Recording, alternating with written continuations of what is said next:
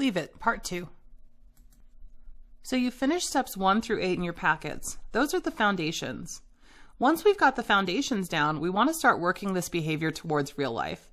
These setups are called proofing, and you'll see them in steps 9 through 12. Let's take a quick look at the video, and you guys will see some setups with one of the dogs that we work with in class. So I'm playing a litter bug who's just dropping their trash on the ground. I'm done with these Vienna sausages. Leave it? Yes, take it. You'll notice that her tone is nice and light. She waits him out until he looks back, and then she feeds away from the item. Yes, take it. Come on. Oh, look, somebody left some trash here.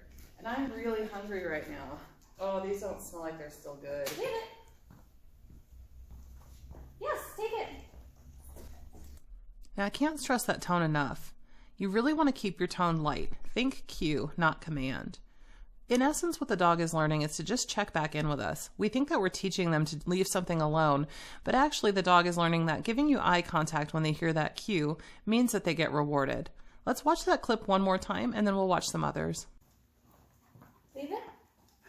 Yes, take it. Notice that nice, happy tone.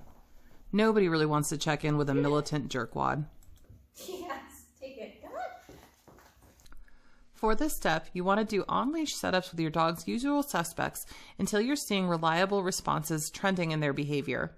Usual suspects can be things like pine cones, some dogs go after dryer sheets, any sort of food item, goose poop, rabbit poop, those are all common things.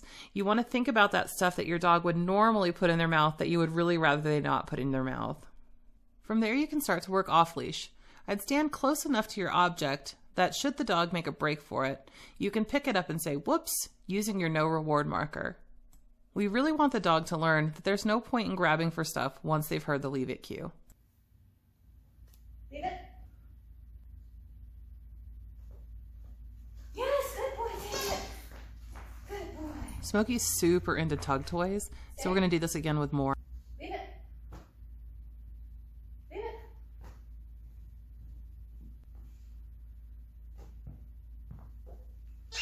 Leave it.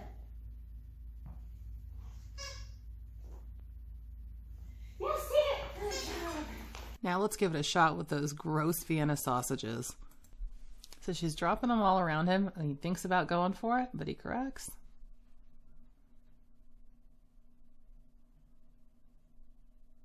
Then she gives him the release cue. Excellent work, Smokey. All right, so one last important note. You need to always, always be faster than the dogs in these setups. If they start grabbing items because you're just slow as molasses, you're going to create a gambling mentality. In other words, sometimes it works if I go for it, so I'm going to roll the dice on this one and give it a shot. Make sure you are always faster than your dog.